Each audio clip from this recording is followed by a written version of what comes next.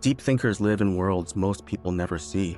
Their minds dive beneath the surface, uncovering truths that can feel isolating, even shocking.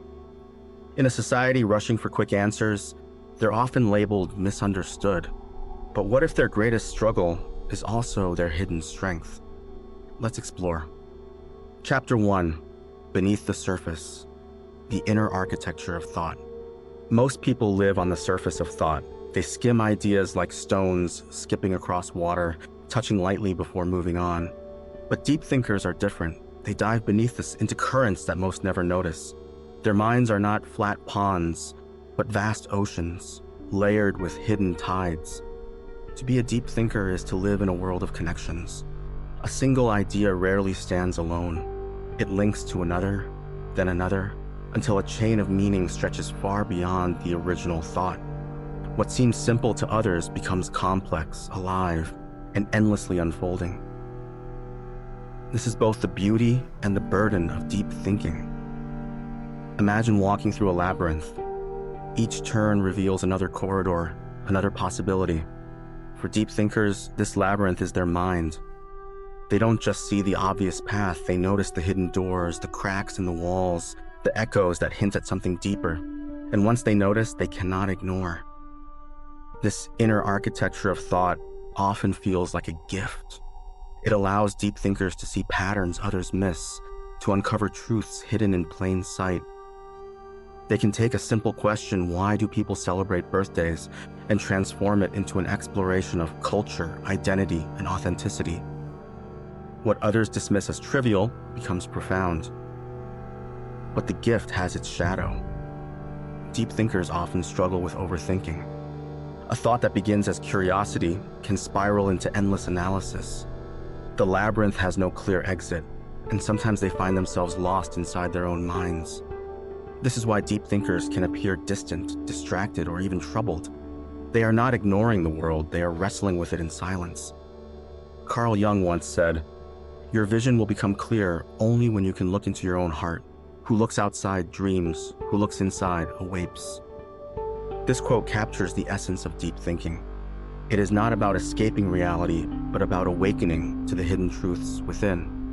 Deep thinkers are awake to layers of meaning that others overlook. Yet this awakening comes with isolation. When you see the world differently, you often feel alone. Conversations that skim the surface can feel empty. Small talk becomes exhausting.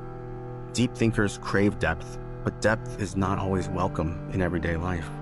This tension creates a sense of being misunderstood, of living in a world that doesn't quite speak their language.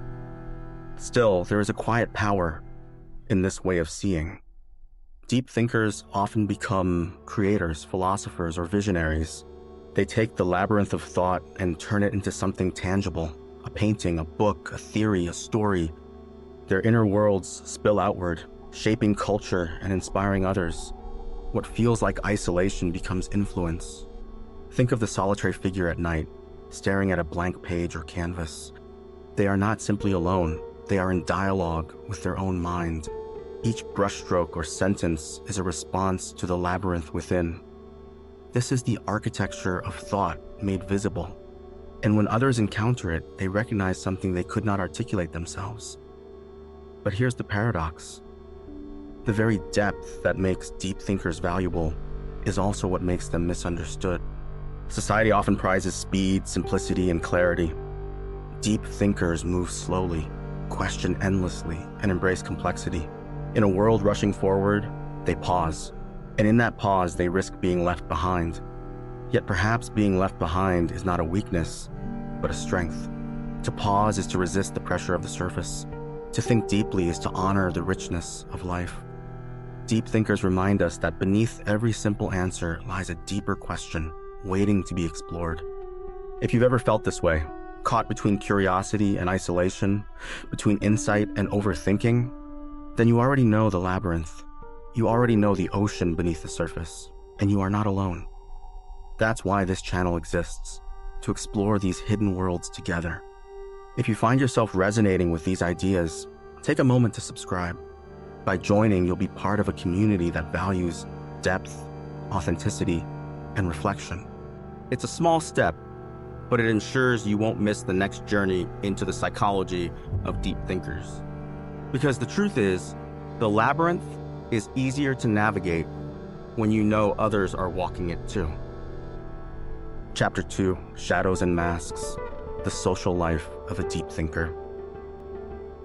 Deep thinkers often live with a quiet tension between who they are inside and how they appear to the world. Their inner lives are rich, layered, and full of meaning, but society rarely sees that depth. Instead, what others encounter is a mask, a carefully constructed persona that allows them to move through social spaces without drawing too much attention. This mask is not necessarily false. It is a version of themselves, shaped by the expectations of family, friends, and culture. Yet behind it lies something more complex. Deep thinkers often feel that their true selves are hidden, waiting for the right moment to emerge. They may smile at a party, laugh at a joke, or nod politely in conversation, but inside they are analyzing, questioning, and reflecting. The mask is a survival tool, but it can also become a prison. In social settings, deep thinkers often feel out of sync. While others enjoy small talk, they crave meaningful dialogue. They want to explore ideas, emotions, and truths that go beyond the surface. But such conversations are rare. Most people prefer lightness, not depth. This mismatch leaves deep thinkers feeling misunderstood, as though they are speaking a language no one else wants to learn. Consider the ritual of birthdays. For many, it is a simple celebration: cake, candles, laughter. For a deep thinker, it can be something entirely different. They may see it as a symbol of time passing, of identity shifting, of the tension between solitude and social expectation. While others enjoy the party, the deep thinker wonders, am I being authentic here, or am I performing a role? The mask smiles, but the shadow asks questions. It is the part of the self that holds unspoken truths, hidden desires, and unresolved conflicts. Deep thinkers often wrestle with their shadow, trying to integrate it into their lives. They sense that authenticity requires facing what is uncomfortable, not just projecting what is acceptable. Yet society rarely encourages this kind of confrontation. Masks are easier, smoother, and more socially rewarding. The result is a constant balancing act. Deep thinkers move between solitude and connection, between authenticity and performance. They may withdraw from social events, not because they dislike people, but because the mask feels heavy. They may seek solitude as a way to breathe, to reconnect with their inner world, to listen to the shadow without interruption. At the same time, they long for connection. They want to be seen, truly seen, without the mask. They want conversations that honor depth, relationships that embrace complexity, communities that value authenticity.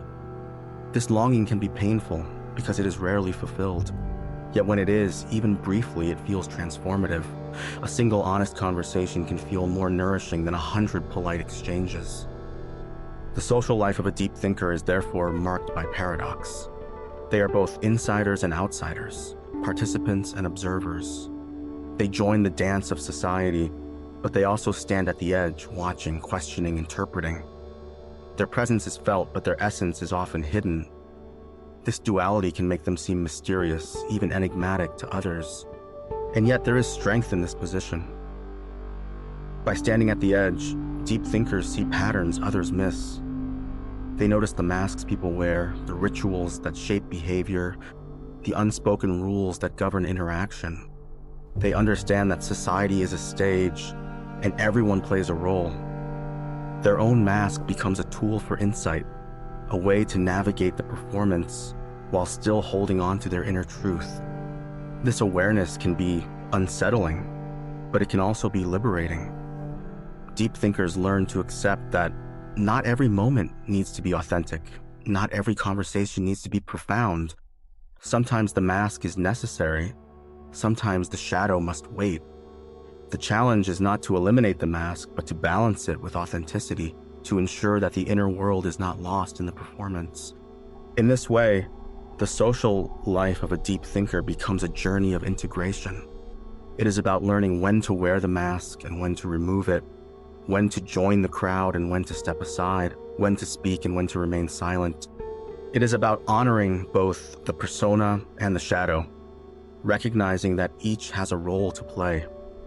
For those who live this way, the journey is not easy. It requires courage, patience, and self-awareness, but it also offers profound rewards. By embracing both mask and shadow, deep thinkers can create relationships that are more authentic, communities that are more meaningful, and lives that are more whole. The social world may not always understand them, but deep thinkers carry within themselves a truth that transcends misunderstanding. They remind us that beneath every mask lies a story, beneath every smile lies a question, and beneath every ritual lies a deeper meaning.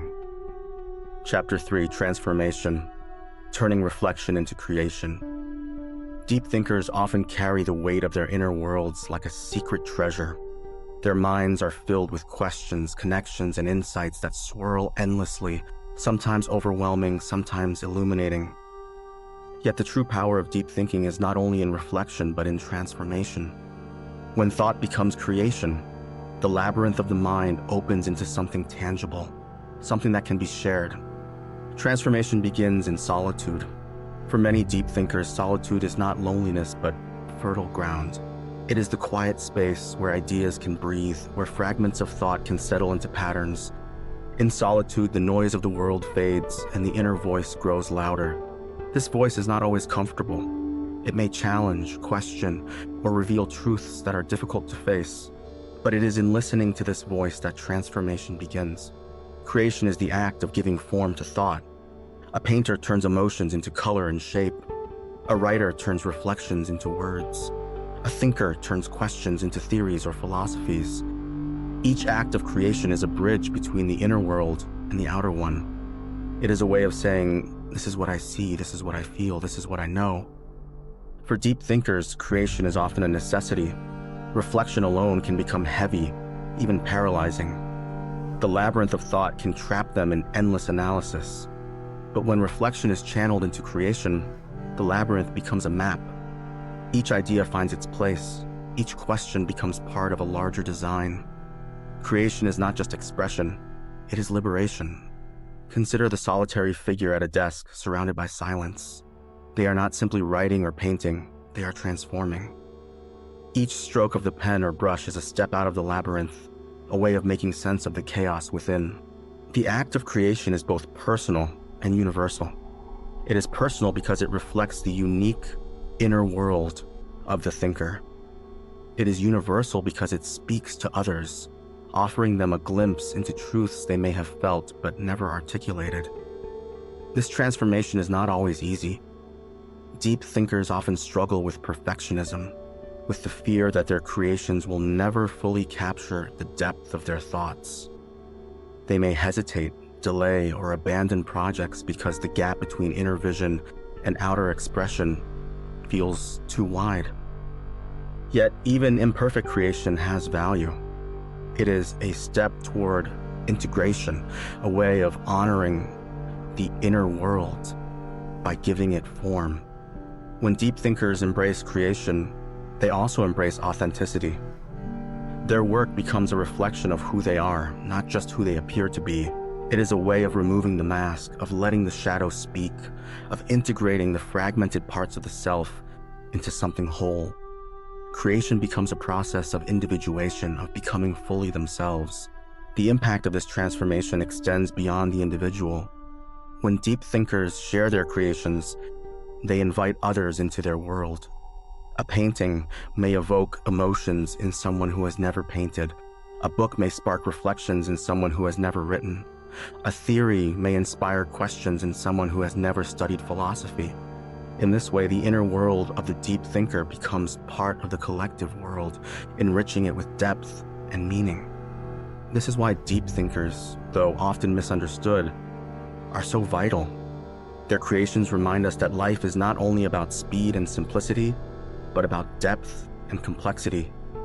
They show us that beneath the surface lies a richness worth exploring. They challenge us to pause, to reflect, to see more than what is immediately visible. Transformation also brings healing.